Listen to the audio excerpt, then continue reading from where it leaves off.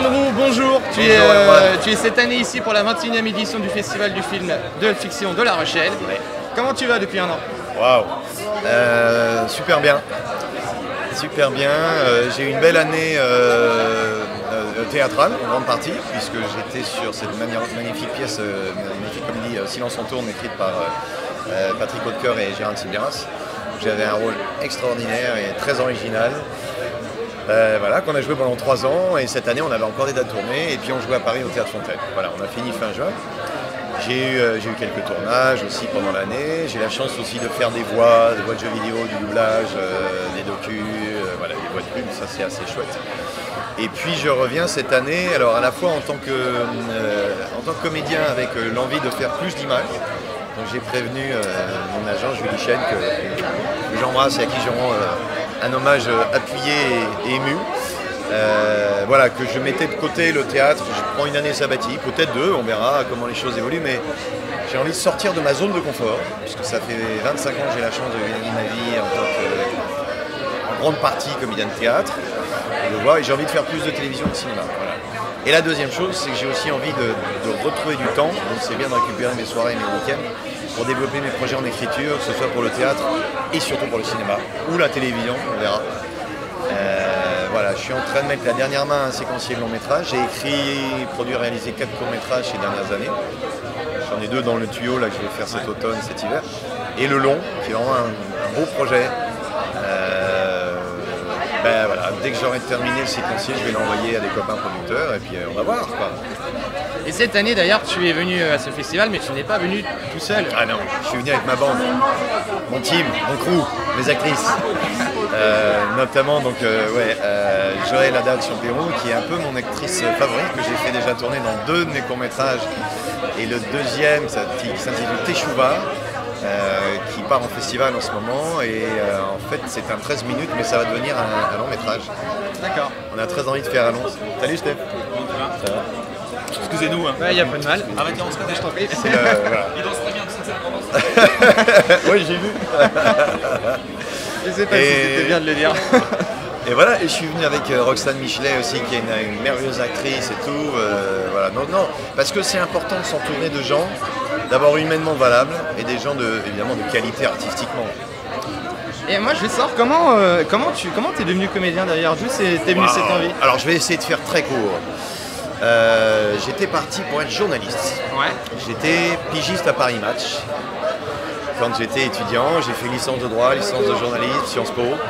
Et la chance que j'ai eue, je le dis toujours, c'est la dynamique de l'échec. J'ai eu à redoubler l'année de diplôme de Sciences Po. Donc au début, c'est un peu, t'as le moral en berne, tu dis oh putain, encore un an. Bon. Mais sauf que comme j'avais déjà validé un certain nombre de groupes d'enseignement, comme on dit à Sciences Po, j'avais moins d'heures de cours obligatoires. Je me suis dit putain, il faut que je fasse autre chose à côté qui m'aère la tête. Et à l'époque, j'avais 22, 23 ans. Je faisais des sketchs dans les anniversaires, les mariages, les teufs, les bar mitzvahs, pour faire plaisir aux copains, à la famille, tout ça et tout. Et moi, ça m'amusait beaucoup de le faire. Et un jour, voilà, un copain vient me voir, après j'avais fait une demi-heure de WAG, et il vient me voir et il me dit écoute, tu devrais vraiment songer à t'inscrire dans un cours de théâtre professionnel. Et j'étais pas parti pour ça, moi j'étais parti pour bosser en presse écrite, être reporter, peut-être un jour grand reporter. Et je me dis tiens, c'est pas con de prendre quelques cours de théâtre, travailler l'élocution, la prise de parole en public, vaincre le trac, tout ça et tout, si un jour je suis amené à faire de la télévision ou de la radio. Et ce copain s'appelait Pierre Le Borgne. Et moi je suis très sensible aux signes de la vie. Et grâce à son œil unique, ce Le Borgne m'a permis de poser la pierre fondatrice de ma carrière dans cette vie-ci, on va dire. Donc j'ai suivi son conseil, j'ai appelé un comédien et un professionnel que je connaissais à l'époque. J'ai atterri dans un cours de théâtre qui malheureusement n'existe plus aujourd'hui. J'espère que c'est pas moi qui l'ai coulé, mais bon, ça s'appelle le cours Raymond Girard, et je leur passe un de mes sketchs en audition et ils m'ont pris directement en 2e année. Donc ça commençait bien. Ouais. Alors cette année, le festival de fiction de La Rochelle se veut éco-responsable. Super. Est-ce que toi, t'es éco-responsable? Alors j'essaye, vraiment j'essaye. D'abord, j'ai plus de voiture, parce que je vis à Paris, enfin en proche banlieue, et j'estime que quand tu es parisien, tu peux te passer d'une bagnole. Si tu veux partir en week-end, t'en loues une, ou tu prends le train, et de toute façon quand tu es au théâtre, tu n'as pas de week-end, donc c'est réglé. Et à Paris, on a tout ce qu'il faut, tu vois, entre les transports en commun, si vraiment un soir tu sors tard, et ben, tu prends un VTC ou un taxi réglo, enfin bon, voilà. Donc j'ai pas besoin dont je pollue moins. Je ne fume plus. J'ai jamais été un gros fumeur, mais j'ai définitivement arrêté les clopes. Je ferme toujours mon robinet quand je fais la vaisselle. Je recycle, mais ça fait très longtemps que je le fais. Ouais. Et ce qui me fait très plaisir, c'est que mon fils, qui a 19 ans maintenant, qui est un super rappeur, Rocky G, si tu nous regardes, quand il avait 5 ans, je me souviens, il se lavait les mains et il fermait le robinet pendant qu'il se savonnait en disant « Papa, l'Afrique a besoin d'eau ». Donc je pense que c'est dans les gènes, ça s'est transmis. Et oui, bien sûr, j'essaie d'être le plus éco-responsable possible et de réfléchir à la trace carbone de mes trajets, de mes voyages et tout. Si je dois louer une bagnole pour partir, par exemple, bon, là je suis venu, on est venu en voiture avec les filles, on est descendu à 3, on va remonter à 4. Ouais. Voilà. Et c'est pas que pour mutualiser les frais de transport, c'est aussi par rapport à la trace carbone du voyage, quoi. Est-ce qu'on peut avoir une parenthèse de ta prochaine actualité par nom à venir? Qu'est-ce qui se prépare? Alors, qu'est-ce qui se trame? ce qui est dans les tuyaux dans l'immédiat, c'est un casting pour Magellan dans 2 jours, Ok. Et dans 3 jours. on va croiser les doigts. On va croiser les doigts. J'attends la réponse pour un casting sur un joli guest pour la nouvelle série de France 2, Astrid et Raphaël. J'attends les réponses d'un casting de pub, mais là, on taira la marque. Il n'y a pas de raison de leur faire de la pub gratos. Et je vais faire une mise en scène au théâtre d'une comédie historique délirante qui va s'appeler la folle histoire de France à peu de choses près, écrite par mon camarade de la Ligue d'improvisation française Pascal Laurent. J'ai participé un peu à la réécriture, à on va dire upgrader le texte.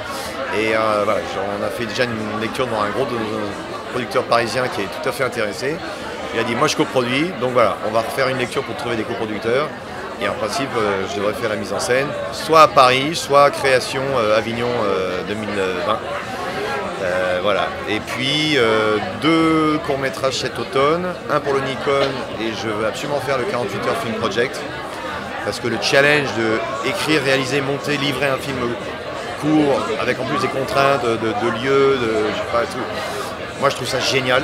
À la Ligue d'impro, quand on faisait des matchs d'impro, plus on nous donnait contraintes, plus ça nous permettait de nous libérer et de faire travailler l'imaginaire.